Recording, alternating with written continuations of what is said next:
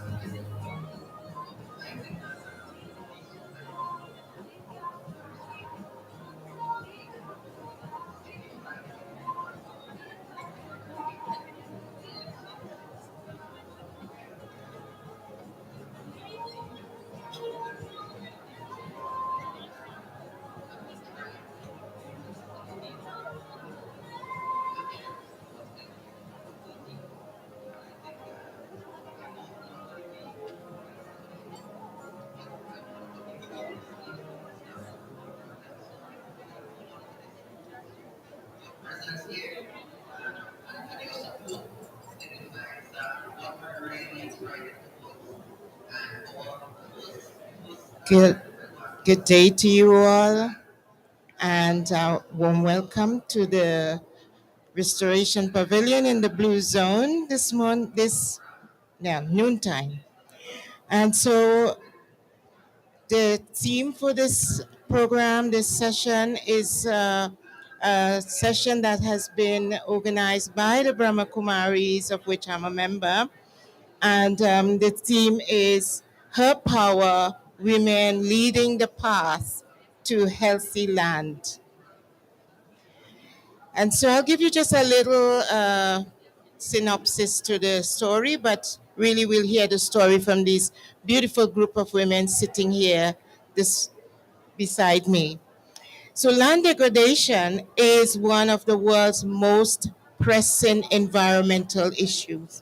The problems that are existing based on land degradation, drought, and desertification is real. And so the United Nations, they had a report which shows that the world is falling short of its targets to combat land degradation, desertification, and drought. We've been looking at this for so many years, and yet still it's falling short. Productive lands and forest areas continue to decline at an alarming rate. And guess what? Who are the ones affected the most? Women and girls. So land degradation and climate change greatly impact the indigenous peoples, and in particular, the women and the girls who depend a lot on land and agriculture for their livelihood. It is affecting them due to their dependence on the forest. In Africa, they are the ones who are gathering the woods from the forest, and the forest is depleting by big companies, timber production. So when land is degraded and it becomes scarce, women and girls are uniquely and differentially affected due to the major role they play in agriculture and food production. Due to their heavy reliance on agriculture, the forest, their vulnerability to poverty, their lack of education, and also their lack of weak legal representations and their status in society. Women constitute most of the people who rely on agriculture in many regions affected by land degradation, by desertification, and by drought. Women also play a major role in conserving the large areas of already degraded land. Even more important, women continue to play a crucial role in ensuring that their families are fed. The UNCCD stresses the need for women's input, their knowledge, and their guidance for any productive, sustainable efforts to avoid, to reduce, and reverse degraded lands. Any effort to achieve these goals and aspiration of land restoration must include not only men, but also women. And this variety of men, the men and women together will actually create a more sustainable lifestyle for everyone. It's not just women working on their own, but women working alongside men and men actually respecting the work that women are doing in this field. So our dialogue today will focus on the stories. So we're not looking at the theories, but we're looking at what is happening on the ground right now. And so it will be the stories that will be highlighted on the formidability of women in this agricultural aspect in terms of leading the land health issues that we need to address as of yesterday. So we will focus on key aspects. Each speaker will speak on a key aspect. There are 5 key aspects. 1, women roles in managing natural resources and agricultural activities. 2, women leadership for sustainable land management. 3, women challenging gender norms to secure the future of ecosystems. 4, the outstanding contributions of women in combating desertification and drought. And 5th, women's land rights can help build community resilience and accelerate the implementation of land restoration commitments. I am privileged to be moderating this dialogue, which takes the format of a kind of Goldfish Bowl, because they will be sharing their stories together. You'll be listening, but let me encourage you to take notes, because at the end, you will ask the relevant speakers your questions. So please take notes, because there will be no question and answer in between presentations, because it's a dialogue that is happening here. They're sharing the beautiful stories of what they have been doing or what they've seen being done on the field. And so let me introduce these beautiful women here this morning, and introduce them in the way that they will be speaking in today's session. So the first is Patricia, and Patricia Combo is from Kenya. Patricia, you could stand and take a bow. Patricia was the UNCCD land heroine. I don't want to say hero, heroine. And she is a force of nature in the fight against climate change. She's the founder of the Tree Initiative. She has planted over 10,000 trees by yourself, with children, and nurtured generation of environmental stewards. Patricia's passion lies in bridging the information gap on climate change. She uses her expertise to empower children and grassroots communities with sustainable land use practices, conservation, knowledge, and also the tools that they need to thrive. She was part of the development of the National Climate Change Action, which was launched by the President in 2023. She was also part of the youth consultation for the implementation of National Determining Contributions, the NDCs. So Patricia will talk to us this morning, share her stories on the outstanding contributions of women in combating desertification and drought. Our second speaker will be, she's right next to me here, Nahid Nagita Zed. And Nahid is from Iran. Nahid is the CEO and the chair of the board, the Center for Sustainable Development and Environment, Senesta. She is dedicated advocate for the rights of indigenous nomadic pastoralists and rural communities. This is in Iran. And she focused on the ancestral territories, the natural resources, and the customary governance. And Nahid, with over 2 decades of field experience, has led numerous participatory research and action projects aimed at re-employment of indigenous nomadic pastoralists and promoting their territorial management and knowledge systems. Nahid will share her stories on women leadership for sustainable land management. Our third speaker comes from Togo, Jetube Aziaka. Jetube is a remarkable figure in the field of environmental diplomacy and journalism. She is the president and founder of Welfare Togo, and she has made significant contributions to international relations, particularly concerning environmental issues. She has a decade of experience. She has a strong background in both national and international press. Jetube is the founding director of media company Eco Conscience TV, a Togolese environmental thematic web TV. And she's going to share stories on women challenging gender norms to secure the future of ecosystems.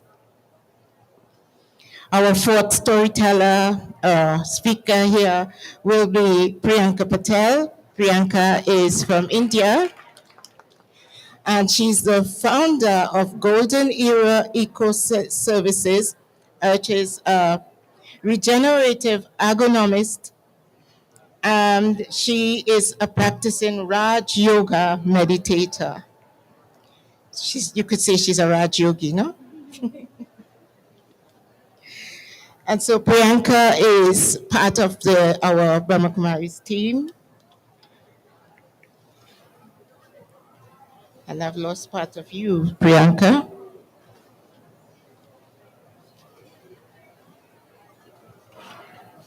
Okay.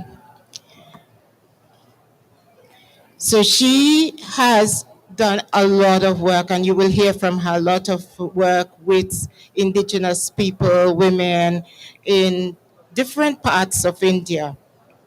She will speak to us, or she will share her story on women's role in managing natural resources and agricultural activities. And finally, we have our Dunia El Khoury, and Dunia is from Lebanon. She is the founder and president of the Lebanese NGO Women's Association of Deir el Ahmar, which is WADA, since 1991.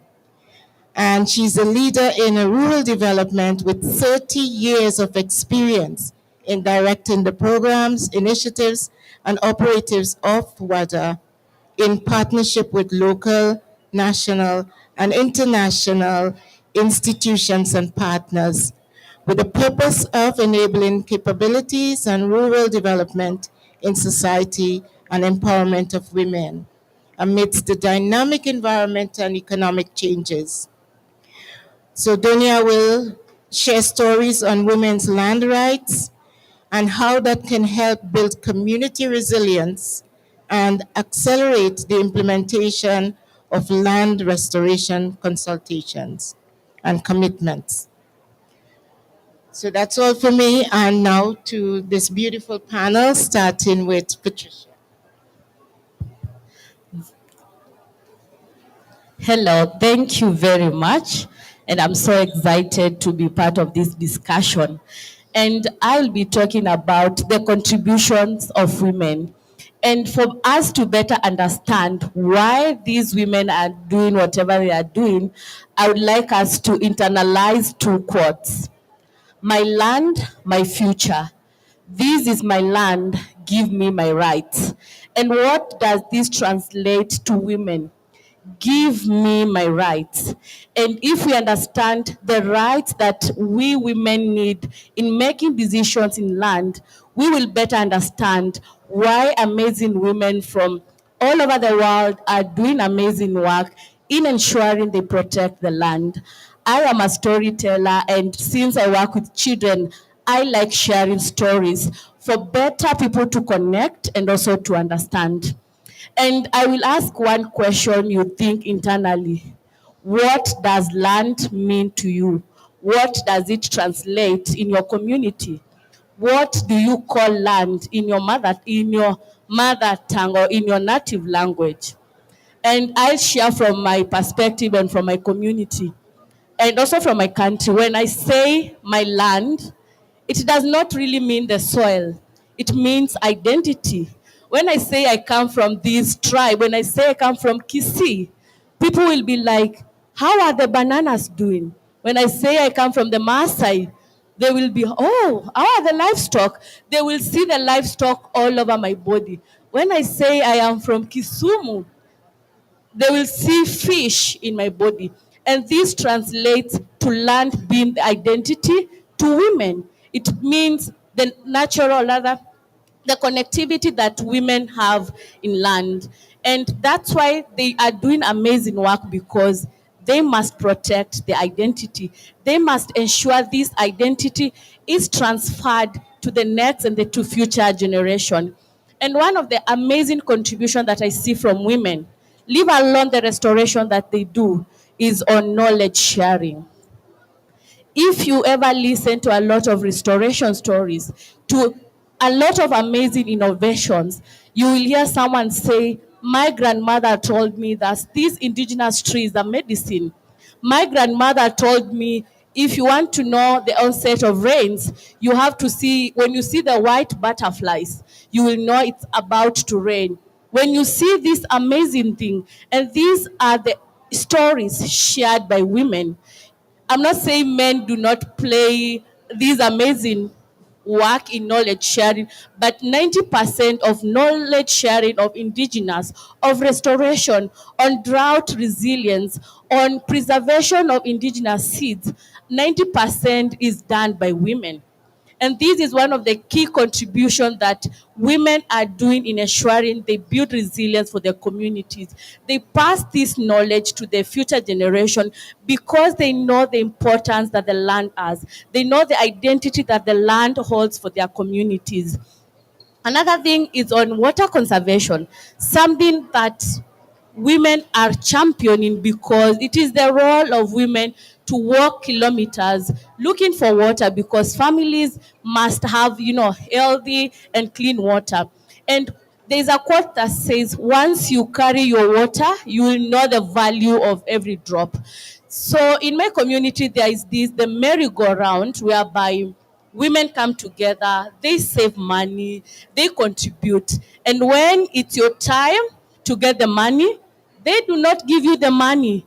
They will buy a water tank because they know the value of water conservation.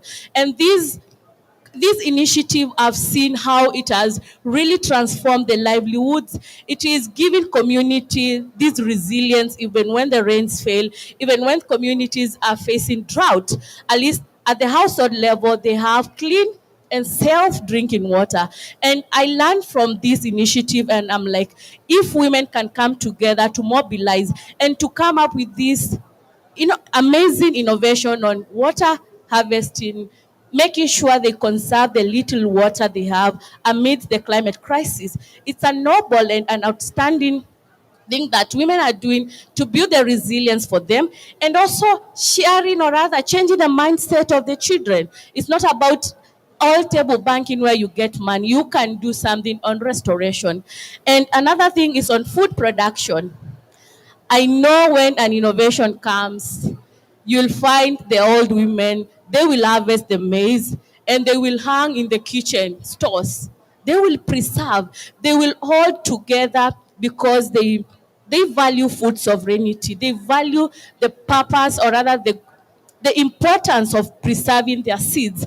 And I will share one of amazing things that women did in my community. When they harvest, even though it's illegal to share uncertified seed, they say this is our culture. Our seeds mean, they mean a million lives to us because, first of all, they are drought resistant, and also they are disease and pest, resilient. So we'll find women come together. They will say we must protect our seeds, and these are some of the outstanding innovation that women are doing, and also because they know the importance of preserving the food that the indigenous and traditional food. Another thing that I'll speak, because I work with communities, I often get sad when I read a document and that says women are the most vulnerable to drought, and they put a full stop, but they do not put a comma and say yet they are the most resilient and champions of nature. It always upsets me. Why should we end at where they are vulnerable? We need to change the narratives and go further to say, as much as they are vulnerable, they are resilient and they are leading the contribution, because that's the role of women. And I always feel all women-led initiatives. Look at the amazing stories of Wangari Maathai.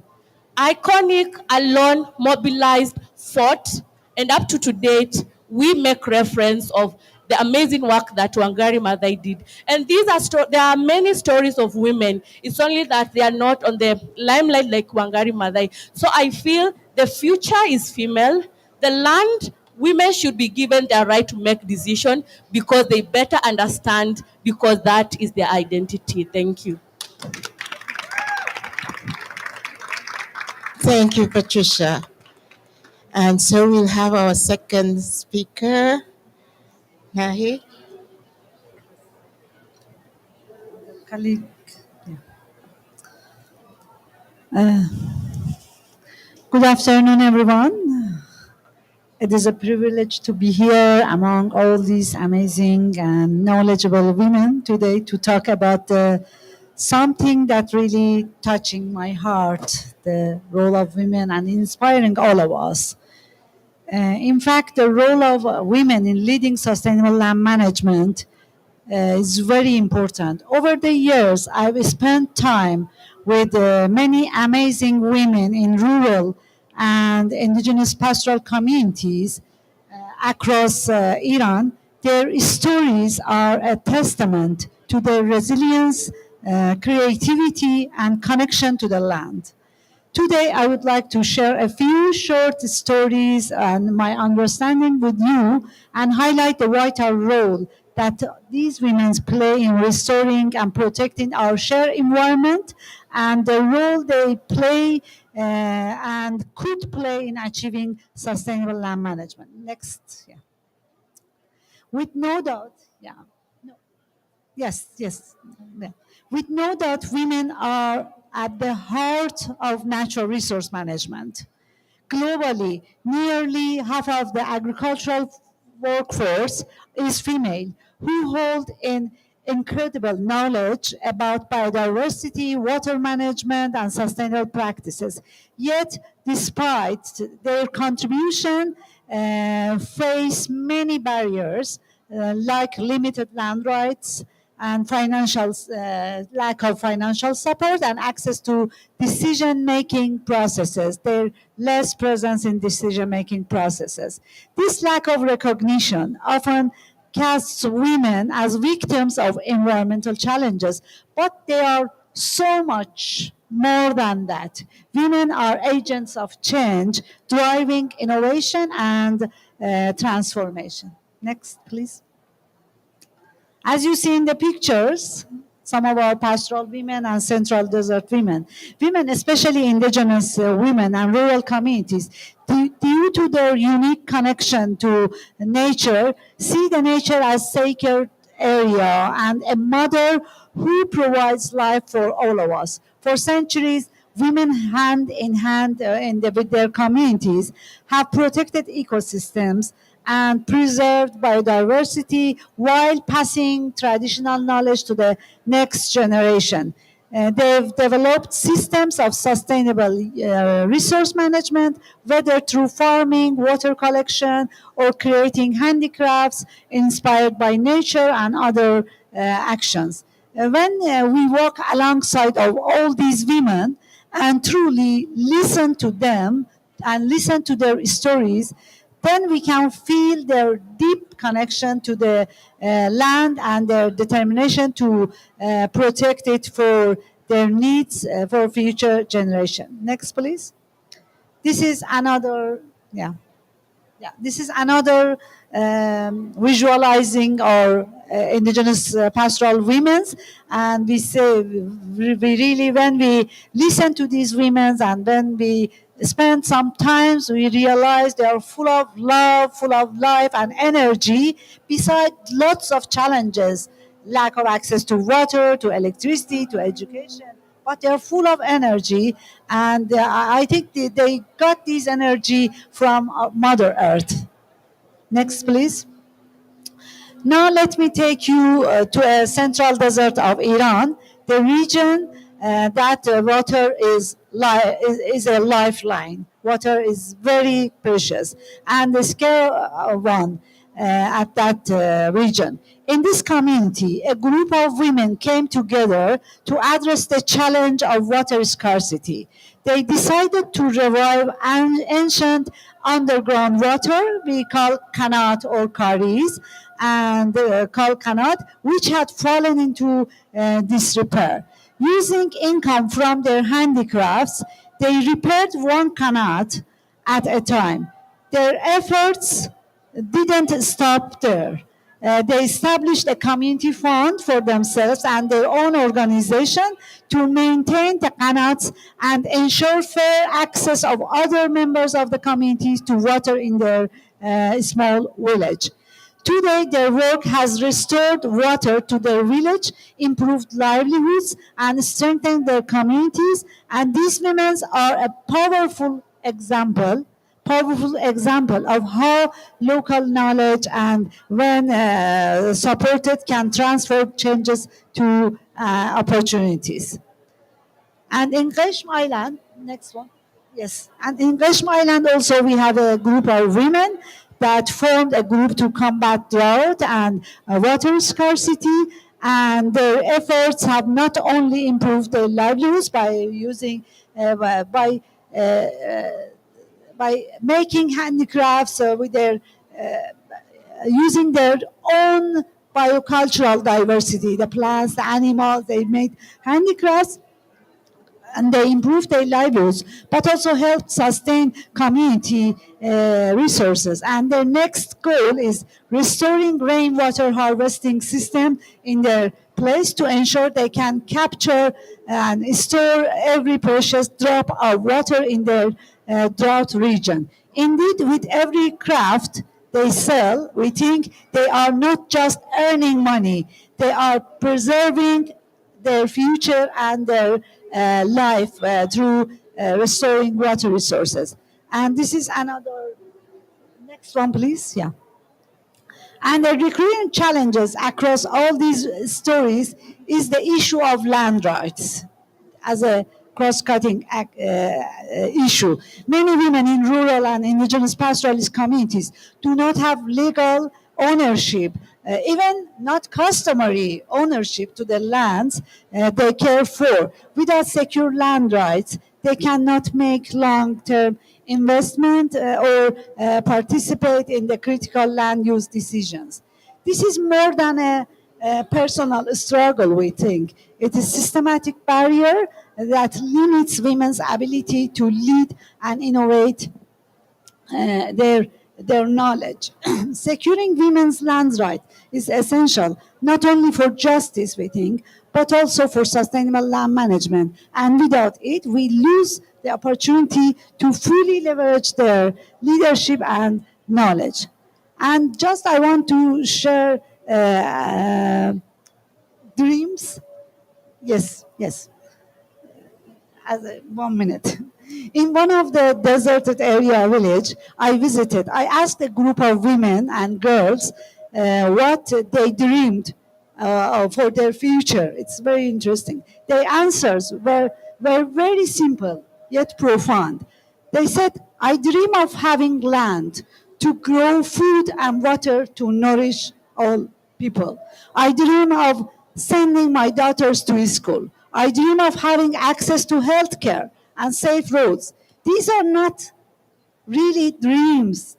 These are basic human rights. And yet, for many women, these dreams remain out of reach, unfortunately, because of systemic challenges such as lack of access to resources and their less presence in decision making processes. Listening to these voices remind us why we are here today, because we should ensure these women have the tools and support at every single level, local, national, regional, and international, to achieve their dreams, the basic needs that they really need. I'm sure they are not alone. In many other countries, there are lots of situations.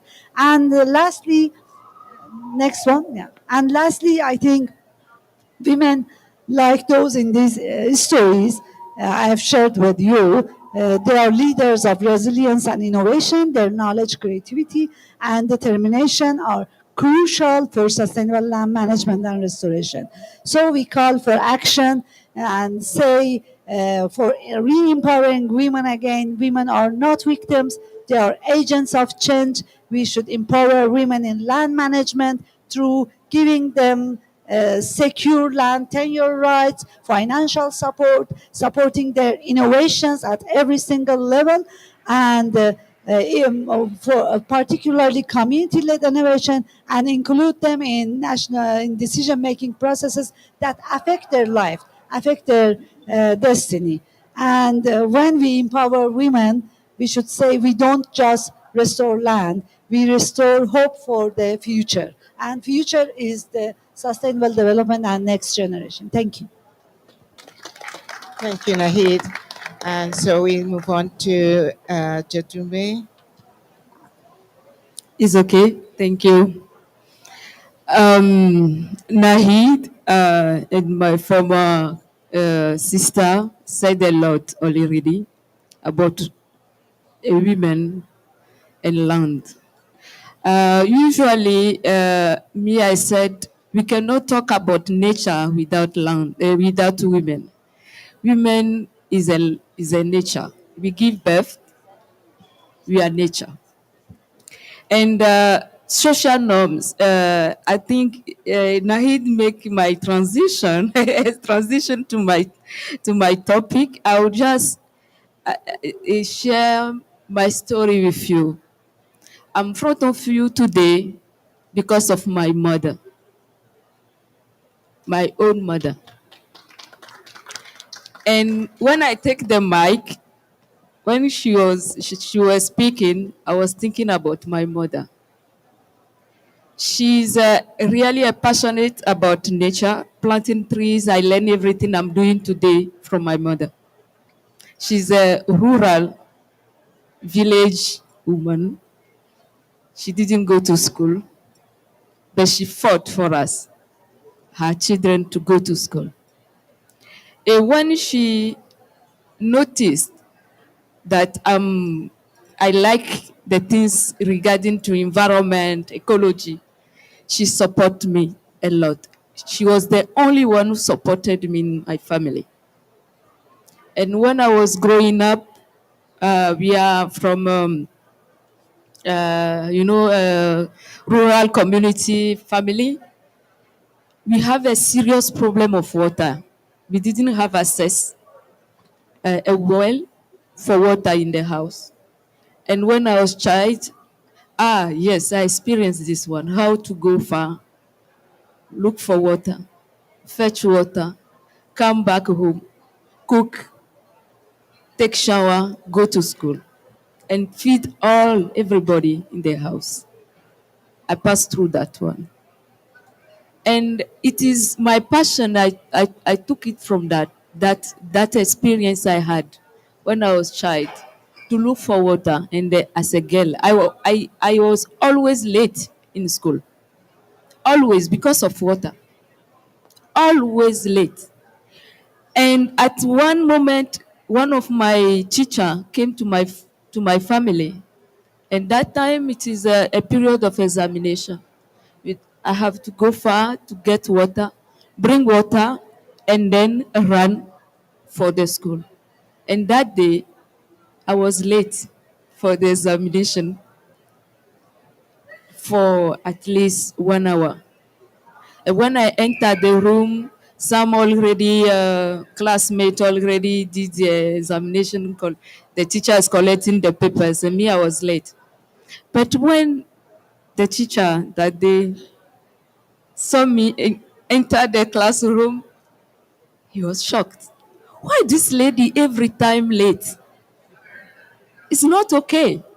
And he told me, you are late 1 hour, but you have only 30 minutes to finish your paper, and I have to collect this paper. I did what I can do within 30 minutes. So I give her, I finish, I could not finish all the questions. So I did what I can do. And these things have something, the teacher noticed something. And then the evening, when we finish, and I'm talking about secondary school, he took my hand evening and took me back to home. Say, I need to see your parents.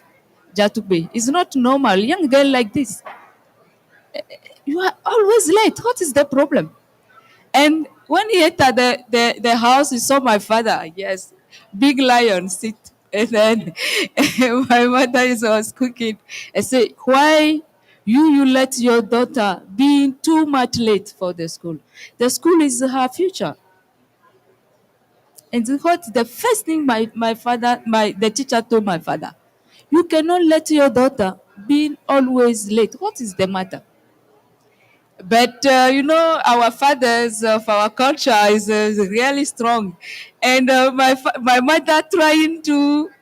They think I said something badly about the family to the teacher, and when they are leaving, they have a meeting. Right, my father say, "Okay, I will make sure next time we should not be late again, Masha." And when they are leaving, my mother ran after him, say outside, say, truly, I'm very happy you come to see my husband today. My daughter, I want her to go to school. I don't want her to end up her life like me. I want her to go far. So please, one of the issues is there. Today, she was late because she wanted to fetch water. We don't have water in the house. I said, I'll say, okay, so please, pardon. And the teacher, and then after that, it was more flexible for me. He considered my case next days. So it's like that. I experienced this. And from that day, I told myself, everything I'll do in my life, I will fight for others not to experience the things I experienced when I was a child, girl. That is my passion for what I'm doing today and for what to bring me today among you. Nature is very important. Women are still facing big social norms to have access to land right. And when I was growing up, when I chose my field as for journalism, I said I will specialize myself in environmental communication because without education, we cannot do anything. And as a woman, as a young woman, my voice through my skills, communication, or things I'm doing, I did radio, newspaper, TV. Through my work, I need to bring awareness. Everybody have to understand why it's very important today to preserve our natural resources. Very important. And one example I just want to share with you about the social norms. I was contracted by the French embassy on one of biggest project for women and environment in Lome to make a documentary on the project they funded. They took me to the north part of Togo, where is the dry area, semi-arid area. And when I went there, the project was on land management, sustainable land management and women, and access land tenure, at least land tenure issue. And the project was very well designed. But when I went in the ground to be in contact with the beneficiaries, these women, I hear a story. Truly, it was, I felt very bad. When they told them, this woman, the ownership, she said ownership of land. These women didn't have ownership of of land. They have usually to go back to their husband to ask permission before have access to land. And this project want to correct it, but it was a very difficult issue. Even this project, we go to the local authorities, the women, even the beneficiaries, they always have to ask permission in the community before have one part, just small part of land for their culture, all these things. So the social norms are very important today. We need to break silence to make sure that all of us, we have a right to land. And women have more rights to land because we are, the nature is us. We cook, we do everything. So today, we need to bring on the table these discussions, see how women today can be on the table, raise their voices. That's why this panel are very important, to give this opportunity to women to express themselves and to be not a victim. Please, me when I go around say, if somebody women, I say I'm not a victim. I'm a change maker. I will play the game and win the game. Thank you so much. Thank you. Thank you so much. That was so beautiful. And so now we pass on to Priyanka.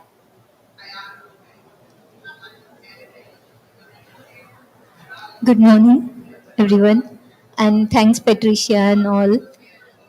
In my local language, we call our motherland is like a mati, which means black mother, Kali Ai, and we used to call our mother Ai. So it's like a deepest connection with our mother and with our land. And all our festivals and ceremonies, if you see, they are all evolved and they are all resonating with the feminine energy and the feminine power. If you see, we have the winter harvest, and that time we have one festival, and that festival we used to took a soil and put some 11 or 21 types of seeds on that soil, and after 10 days it grows in the dark room. So we call it as a Dashera festival. And after 9 days, the sprouts are came. And this is the test for women at my place, which seeds are good for preserve for next year and which seeds will give them the food freedom and food security, and which seeds they can grow and transfer this genetic inheritance to their future generation, so they have this safety for the food. So this is the one story, and we have the history of similar story of the seeds when our kings and their soldier used to go for uh, conquering the land, or they are going for something. They used to sow the seeds on the trail when they are going, and when they are returning, there are lots of chances to the routes, because that time there are not highways and all these things. But the seeds, the native seeds they have sown, there maybe starts flowering or fruiting, and they used to understand, oh, these are the seeds which we have sown, and this helps them to come back to their land, to having like the relationship with their own home. So these are the two stories of seeds, and we are working with the communities of women in India. The region is the Kutch. Kutch is the driest region in the India, and it's one of the largest district. And this is the very beautiful story. I never seen the Kutch before, and I just watched one trailer of the movie. The movie is the Helaro, and in that movie they have shown the condition of the women living there, and they didn't have the right to do the dance. They have local dance which is called a garba, and they didn't have the right to for that dance. And it felt me I have to go there and I have to live with them. I didn't know their current situation, but that movie inspired me to go there. And how's the story of regeneration start? And this is the story of building resilience and food system in those villages. And this is one of our initiative is called as a sacred seed initiative. So you know what, in overall the world, the hybrid seeds and the seeds are four, three, four companies taking monopoly of the seeds. But we have the seed heritage, and where in our like marriage, when women goes to next home, their mothers used to give them the seeds. So for the security of her home or her family, there may be some climatic events, climatic crisis happens, but she should have this uh, precious thing with her, so that she didn't need to beg to someone. So seed having such a power. So we used to hold this sacred seed initiative, where we used to do the seed meditation. So we used to embrace the power of Mother Nature, a power of Supreme Divine, and we used to hold this space with different vibrations. And then we used to give these seeds to all the women, so that they can save their own seeds and they can share their abundance with the neighbors and neighboring villages. This is the one story of seed. And the second story of resilience, Patricia mentioned. Similarly, in our India, in my place, particularly Maharashtra, we have largest number of farmer suicides. But you have never heard the women farmer did the suicide. So women have such a resilience. She's fighting with so many things, but she is having courage. But I'm not here talking about whole world is like we are chasing this materialism, and we are trying to be more dominant, more proving the some things to in front of our communities or anywhere. But this masculine energy is like this is the urge for all of us, like to prove ourselves, to be independent, to strong alone, stand alone. But I feel for healing the landscape, or for healing the communities, or being like bringing that oneness and understanding this concept of interbeing, like we are not alone, we are the feminine energy, we all having the masculine and feminine energy, and we need to embrace our feminine power for healing our lands, healing our mother nature. Because women having such a powerful thing of understanding and care, and world needs today this connection. We world is screaming for connection, so we are doing mother nature circles with our community. So in our mother nature circles, we are embracing the power of soil, where we used to take the soil test with a like simple test of soils, and then we used to like have this like a scramble, how it feels. Is it like your tea? If it's like a tea, it shows it's having organic matter. So it's like women are the real expert. They didn't have the PhD, but they have wisdom of medicinal plants, they have the wisdom of native trees, and they have the wisdom how to preserve this food. Because we have lots of food things which can be preserved and used for like different seasons, or maybe there are some challenging situations.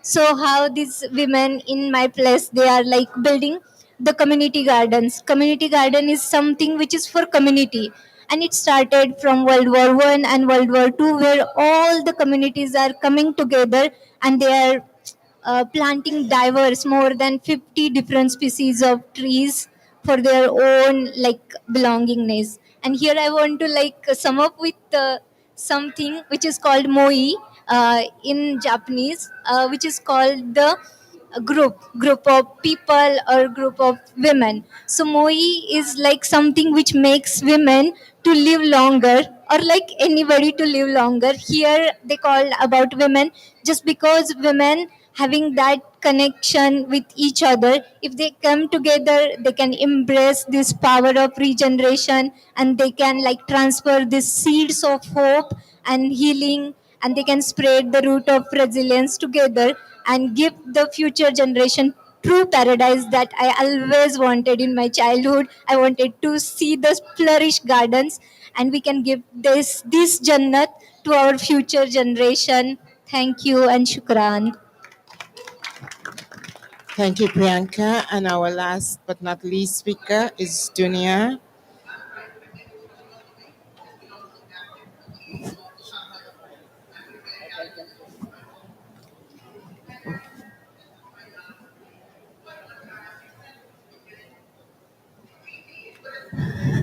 Good morning, everybody.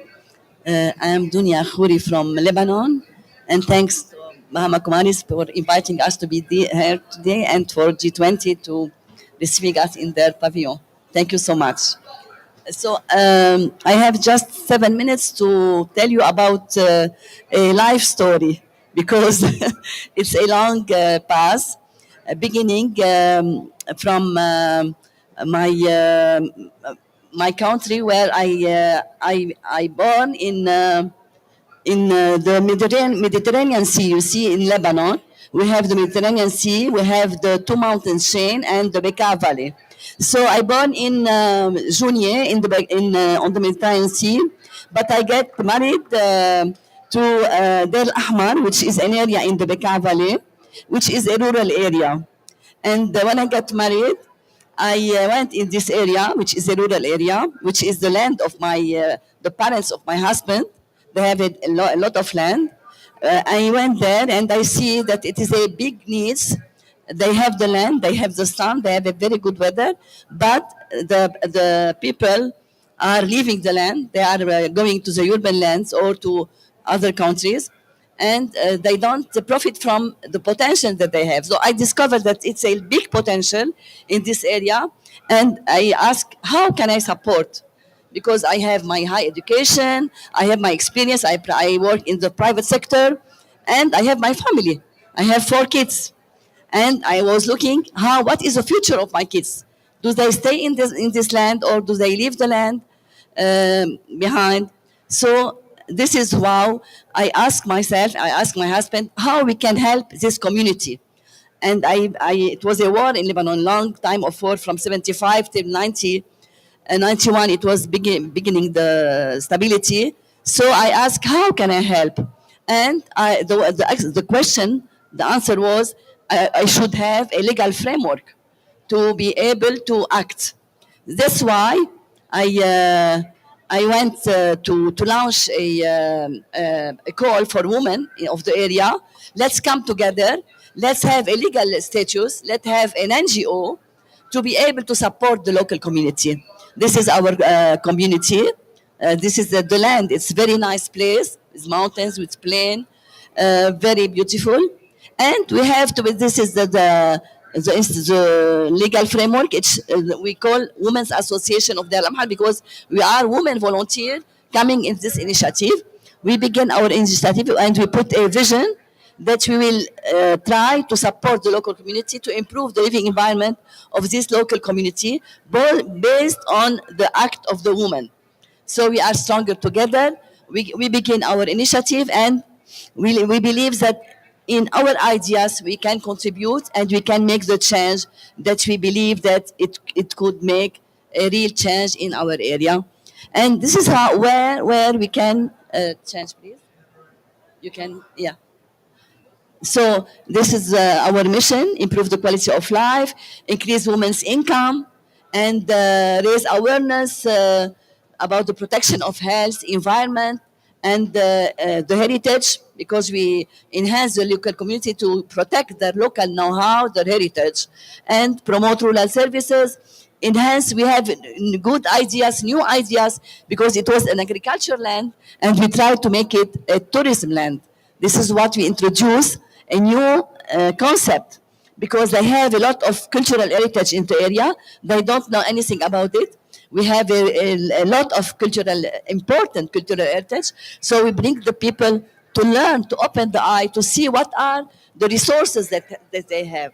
They have a lot of resources, and we have a lot of women and youth and the students, farmers. We support all the community, not only women, but it was our target group was the women. We work a lot with them to promote the sustainable development through training, capacity building, and it was continuity through different sectors. So we can go through increasing their income, improving the nutrition in the community, enhance environmental sustainability, make a social cohesion, because it was a war, and so we try to make dialogue to bring people together, to increase women participation in decision making. And now we begin to collaborate with the municipality, and we ask, and here we have, I will speak here about the women's right to the land. What important it is to have the land, because when we go to the municipality, we ask them for the land. So we get 10,000 meters from the municipality. We make an agreement, and they give us the land. And we begin to implement a project, a big project, which is a rural development center, in the service of the community on long-term basis. And in this project, of course, I learned a lot. I have to go to learn about how to write proposal, how to bring the funds from the partners. We built a lot of partnership with national, with local, first with the municipality, because they give us the land, with national and international organization. That's why we work on the traditional food and agro-food, because we build on the know-how of the local community. We know that the women know about the agro-food, so we try to enhance and to improve the products. We work on different products. You see here we have the wheat. We try to make a new product to conserve the biodiversity. So it was in our natural resources how we can improve, how we can go through our know-how and to improve our local products, to make the agro-food. So please, you can go through. We have a lot of traditional products. It's a very important product that we try to improve and to market. So we have different, and here is about developing the rural tourism in the areas, the agrotourism. We implement a network. You can see here the traditional dabkit, the dance. There is our rural development center. It was a desertified land, and now you can see it's a green land where we plant more than thousands of trees, the medicinal herbs, the medicinal. So we make it a green land, and we make a network of 30 guest houses to support the women to increase their income.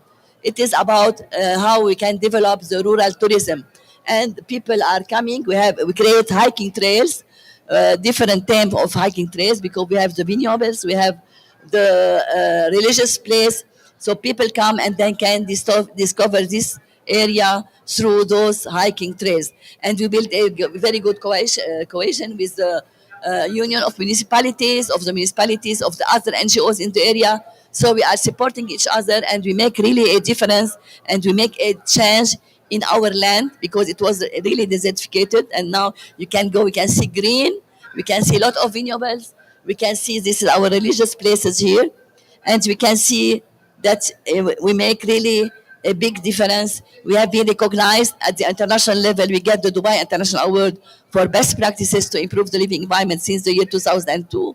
We have been recognized by the Ministry of Environment, by the Lebanese, by the National Lebanese Women Commission, because we are part of this. We build cohesion with the umbrellas at the national level, and at the international level, we are part of the weekend initiative of the FAO. We are struggling now for the women's right to the land, and I really struggle for this. And please take it with you that we need all together from all over the world to have these rights, especially for you where you need the land to make the agriculture. So this is the award that we get since 2002. It's titled Women's Contribution in Sustainable Rural Development. And of course, we have a lot of challenge. We have, of course, everywhere we have the water challenge. We have the climate change conflict. We have the conflict on natural resources and the gender inequality. But we are still struggling 30 years ago, and we will continue. Thank you. Thank you to all of you beautiful stories that were told and very inspiring. And so now I'm going to let you see a very short video of one woman's thing. It's really very inspiring as well. It's very short. It's just about a minute something or 2 minutes max.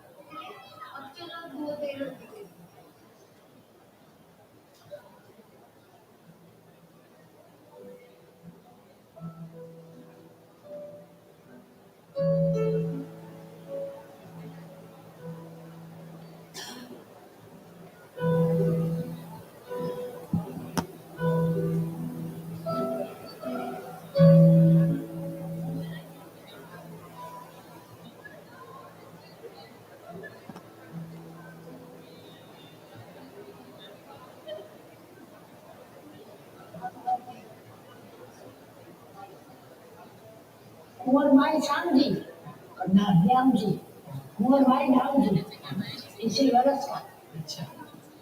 Mai मेहनत सासे, kawan जैसे जैसे विधि के भगवान की विधि मारो बहुत छे ने. अरे गमे जोई मारा भाई, हाँ कोई मारा भाई, हमारे देखी, 5 छोकरा छे, कोई 5 रुपया नहीं दिए. क्या करिए? चला, हाँ करो. ગામમાં જાઓ એક બી ભીંડા લઈ આવો એક બી ચોળા લઈ આવો બધા આખા ગામમાં દે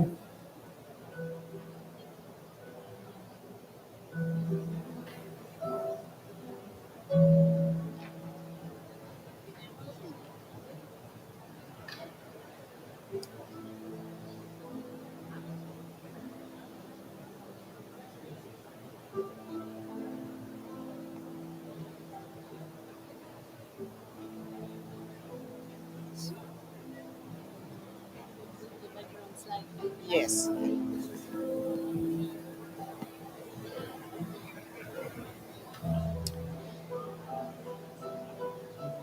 Okay, so now we just have 12 minutes for questions and answers. So you have to be very brief with your question, very brief with your answers, because I promised to finish by 1. Yes, Grace.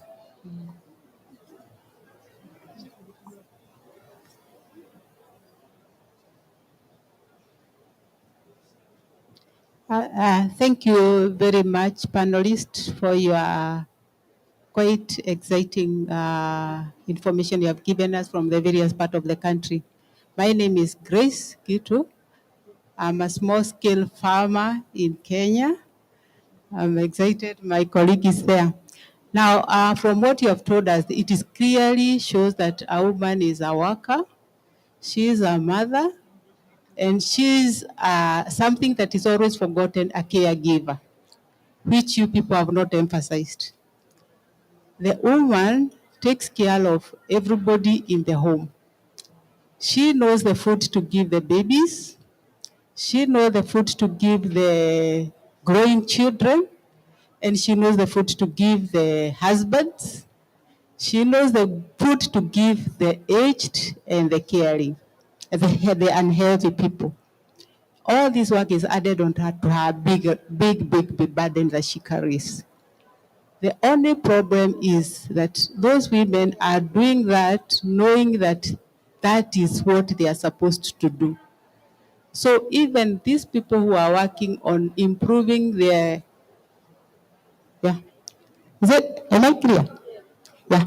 So it is very important that when we are talking about the role of the woman, we also put in her caregiving aspect, how she nurtures the masses and how she produces the food to give those masses. The only problem is that those people, those women who are suffering down there, they think that that is what they are meant to do. But they need to be enlightened that those overburdening activities that they are given can be lightened in other ways. So it is important, especially you journalists, yeah, when you are talking about these things in your country and elsewhere, let the people know that women have rights that are being denied. Don't forget about the gender violence. When you do all this work, I don't know why the men do not recognize what the women are doing. And when they come back, they don't provide the food, but when it is not there, they will fight the women. So let's talk, and talk. But again, let those who are hurt come inside this forum to hear, yeah, so that they can go and share it back with their communities. Thank you.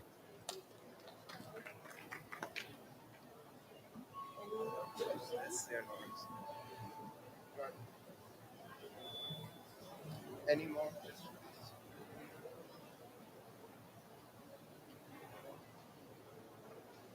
Okay, so if there are no questions, I will. Oh, there's one.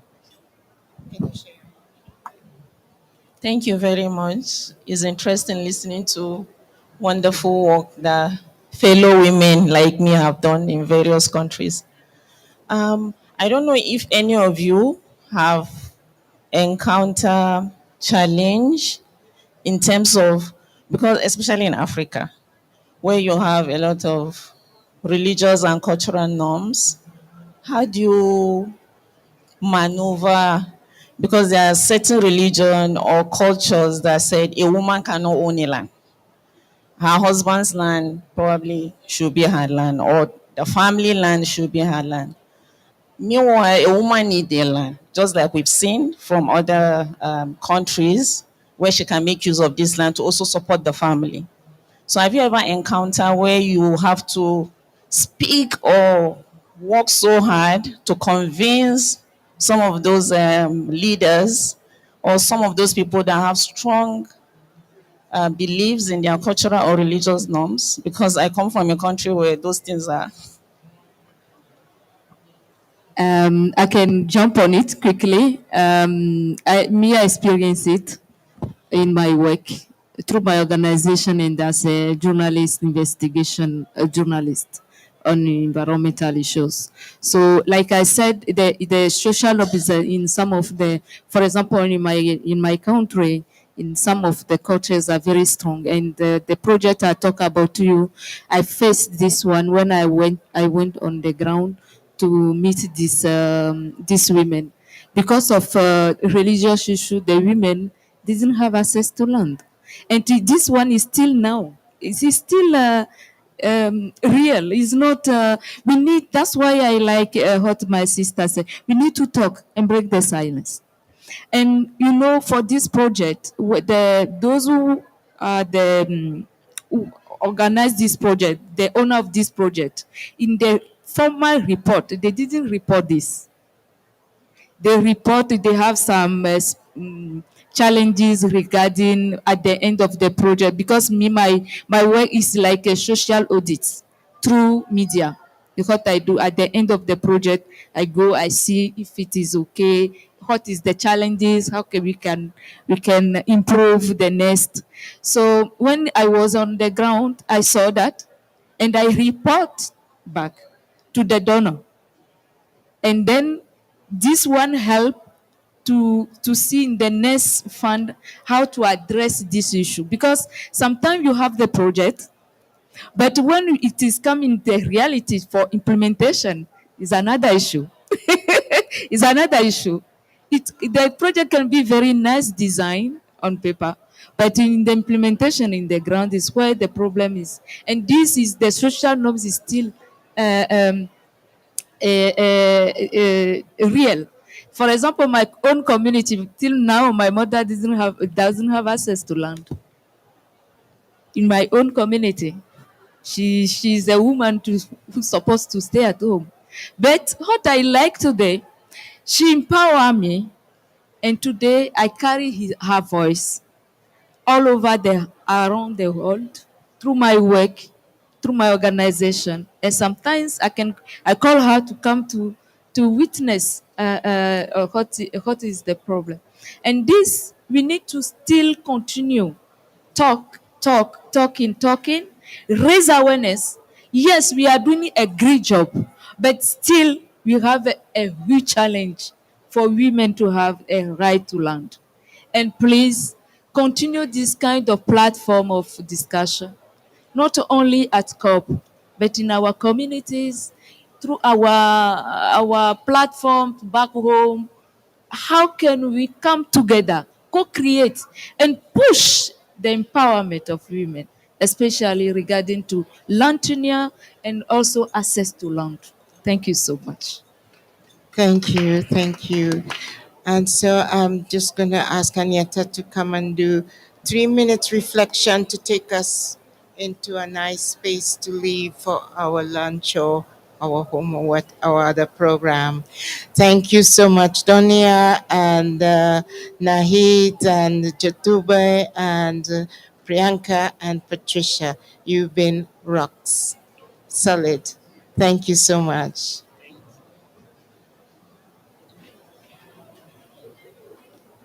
Okay, hello.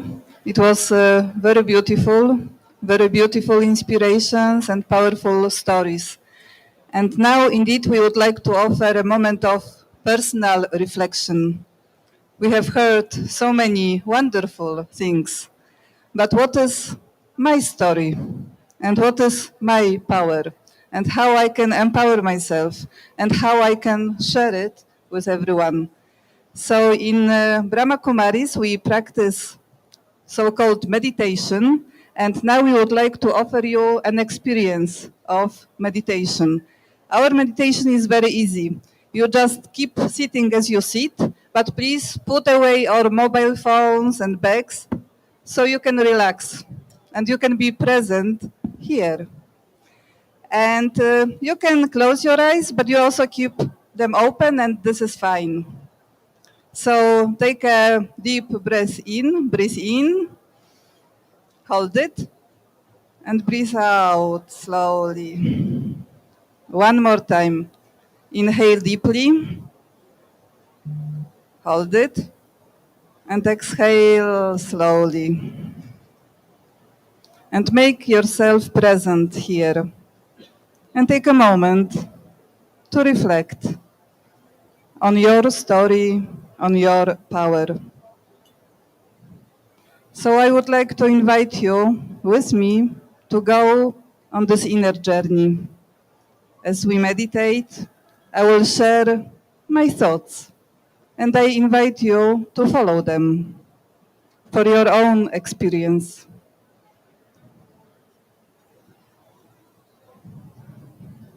I imagine a spark of light in the middle of my forehead. And as I focus on this shining point of light, I can feel the energy of the living being that I am. I go deeper and deeper within. And I reach my inner space, my sacred inner space.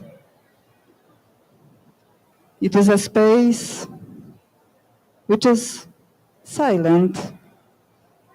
It is a very quiet space. It is a very safe space. It is my space. Let me be in it for a moment. When I am in my inner space, I feel peace. There is peace in my inner space. I know this peace. I feel peace. I am peace. Let me experience it for a moment. My original, natural, eternal peace. And this is my power of peace that makes me stable, that makes me safe, that makes me open, that makes me unlimited. So this power of peace opens my heart. And in my heart, there is love. Love that is unconditional. Love that is limitless. It's a pure love. It is deep in my heart. And this is my power of love. Power of love that makes me compassionate. Power of love that makes me respectful. Power of love that makes me strong and non-violent. And then I remember the truth, the wisdom that is also within me. And this power of truth, my original truth, makes me unshakable, makes me courageous, makes me resilient. And in the awareness of this peace and love and truth, I connect with the source and I become powerful. I absorb the waves of peace and love and truth. And this power of love, like a love of the mother, goes out and reaches the whole world. And it heals the whole world. And it empowers everyone and everything. And it regenerates the land and the souls. And it recreates the beautiful life, the thriving planet. I am a peaceful and powerful soul, and I share this peace and power with everyone around me. Thank you.